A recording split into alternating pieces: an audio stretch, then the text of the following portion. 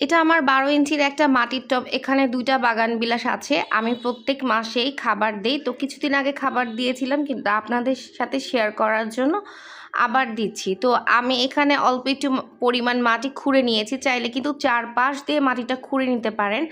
এখানে আমি 3 চামচ পরিমাণ সরিষার গুঁড়া খোল দিয়ে দিচ্ছি, আর 3 চামচ পরিমাণ আমি এখানে ভার্মি কম্পোস্ট দিয়ে দিব। চাইলে কিন্তু এখানে পটাশ আপনারা ইউজ করতে পারেন। আর সাথে দিয়ে দিচ্ছি এখানে একটা ডিমের খোসা ভেঙে। চাইলে কিন্তু ব্লেন্ডারে ব্লেন্ড করেও ডিমের খোসাটা ইউজ করা যায়। আমি এখানে একটা ডিমের খোসা দিচ্ছি, কারণ কিছুদিন আগে আমি খাবারের সাথে ডিমের খোসাও ইউজ করেছিলাম। এভাবে দিয়ে মাটিটা চাপা দিয়ে দিব।